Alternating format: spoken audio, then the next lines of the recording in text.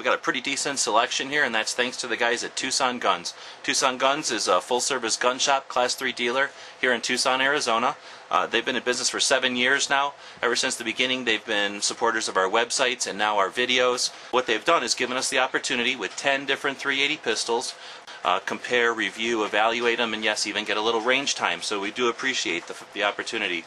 Hopefully we'll do it justice here. Let's take a look at some operations specifically. Since these are all empty, if the slide will stay back on an empty magazine. This is the Kel-Tec P3AT, and no, it's not going to stay back on that empty mag. The Ruger LCP, it's not going to stay back on the empty mag. However, it does have a slide lock here, so it can be held back on an empty.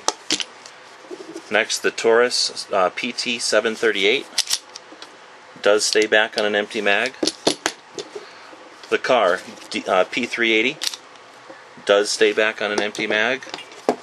Diamondback DB380, nope. North American Arms Guardian 380, nope. Magnum Research Micro Desert Eagle, nope. Walther PPK 380, yes. Walther PPK S, yes. And Bersa Thunder 380 Plus, yes. So there's only, what, 4 out of the 10 that don't. 6 of them do stay back. Not necessarily all in an empty magazine, but they all can have their slide locked back, and we'll find out under operation at the range which of them actually stay back on that empty mag. Let's take a quick look at the releases. On the just reverse order, the Bersa Thunder 380 Plus has a slide release, also has a decocker. Walther PPK S, no slide release. Drop the empty magazine, pull back on the slide, let it go forward. Does have a decocker. Walther PK 380, no slide release. Drop the empty magazine, pull back on the slide, and does not have a decocker. Doesn't lock back, doesn't lock back, doesn't lock back. Kahr P380, slide lock, also slide release. Taurus PT738, the TCP, it does have a slide lock, acts as a slide release. Little difficult for me, at least like this, left-handed. The Kahr, much more substantial, much more aggressive. Might be an issue while shooting, but we'll find out about that. And then last, Ruger LCP, slide lock, also slide release. Again, hard to find. It's a little far back to be ergonomic, but doable with my offhand, doable left-handed. So that's a little bit on the operation.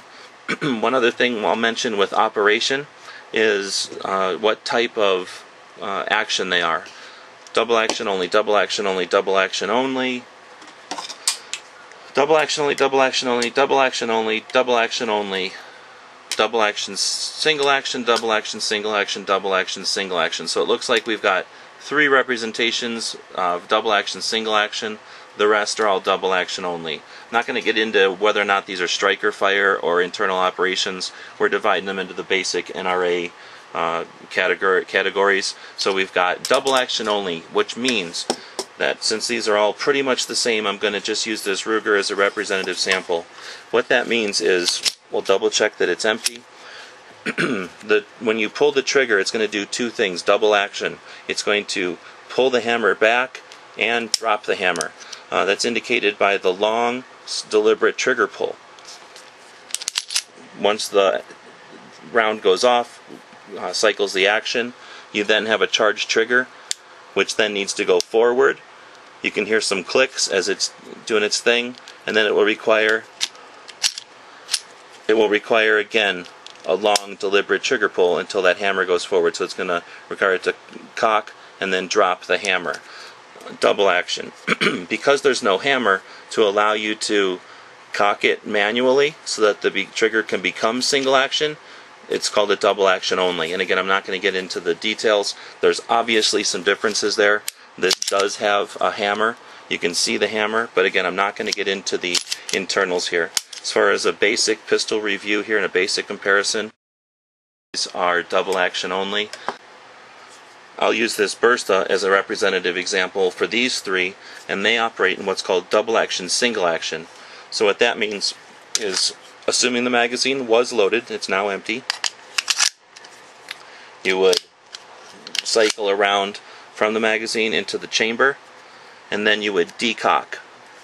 Using this lever, you would pull it all the way down, which you saw my finger was nowhere near the trigger, allowed the hammer to safely drop onto a live round and set my trigger. So now you could carry in the safe position like this, and when ready to fire, you would take a shooting grip, push your safety off, and then your trigger would become double action single action. So it's going to become double action first, and here's a pretty good illustration of double action.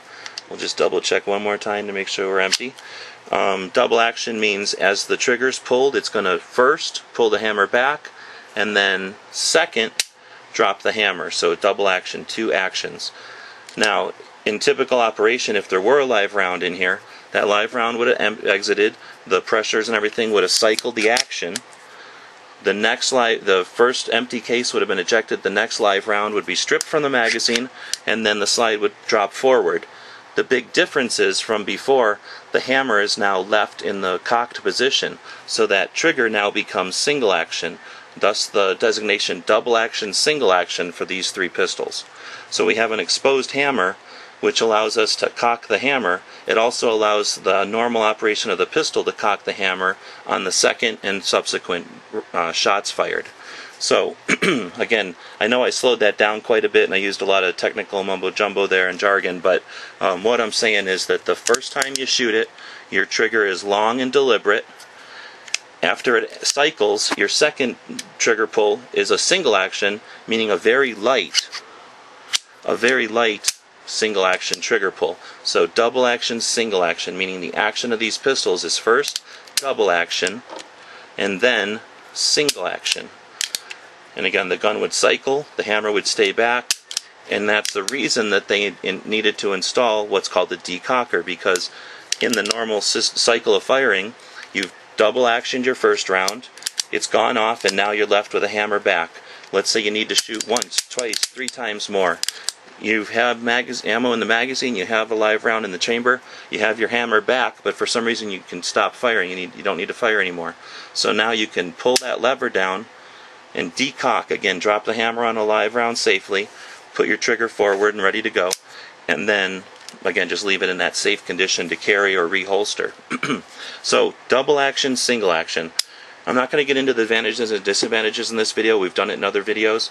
Let's just say that, in my opinion, I would rather carry double action only than double action, single action. A lot of people, however, like the double action, single action more, or don't care. So of course these pistols are definitely still popular and definitely still made, but I think that this shows there's definitely some popularity in the double action only, and I'll just touch on that again just to illustrate. If you were using this as a defensive pistol and you needed to use it in a defensive situation, having your mind on how to operate the pistol is the last thing you want to do. So a pistol like this Kahr, you have a long, deliberate trigger pull. The action cycles, you have a long, deliberate trigger pull. The action cycles, you have a long, deliberate trigger pull. In other words, you're always going to have a consistent trigger pull. It's always long and deliberate. Your brain can go to mush. Your brain can go from gloves to mittens. You can go from lots of manual dexterity to very little manual dexterity, and your brain can go pull, trigger, pull, trigger. The difference being on a double action, single action, your first pull is very long and deliberate. Again, let's give ourselves the fog of accelerated heartbeat.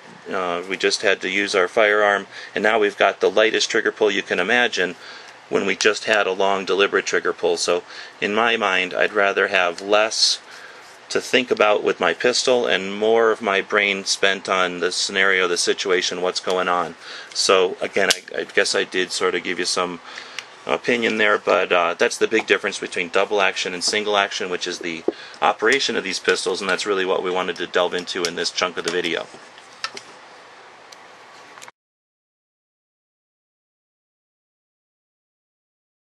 The guys and gals of GunWebsites.com encourage you to take a CCW class every year, practice at least once a month, and carry every day. Thanks for watching GunWebsites.com.